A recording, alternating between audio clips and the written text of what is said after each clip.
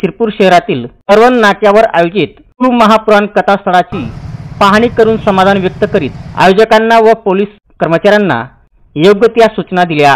1 डिसेंबर ते 7 डिसेंबर दरम्यान शिरपूर शहरातील करवण नाका परिसरात प्रसिद्ध शिव महापुराण कथा वाचक पंडित प्रदीपजी मिश्रा यांच्या सुमधुर आणि संगीतमय वातावरणात शिव महापुराण कथेचा कार्यक्रम होणार आहे। त्यासाठी आयोजकांतर्फे जय्यत तयारी करण्यात आली आहे।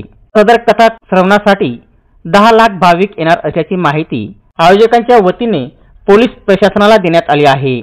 त्यानुसार पोलीस प्रशासन तयारी करीत असून 27 नोव्हेंबर 2024 रोजी दुपारी 2 वाजच्या सुमारास जिल्हा पोलीस दलातर्फे अपर पोलीस अधीक्षक किशोर काळे यांनी कथास्थळाची पाहणी केली।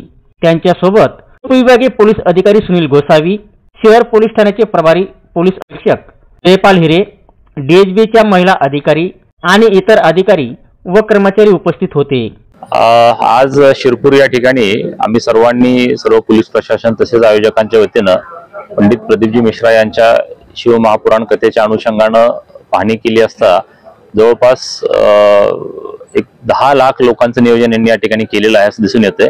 त्याच्यामध्ये इथं शिरपूर तसेच धुळे जिल्हा आणि आजूबाजूच्या पण आपल्या 2 जिल्ह्यातून नंदुरबार असेल किंवा जळगाव असेल या जिल्ह्यातून येणारे भाविक आणि त्या व्यतिरिक्त आपल्या बाजूलाच मध्य प्रदेशची पण बॉर्डर आहे, त्या ठिकाणाहून पण काय भाविक येऊ शकतात।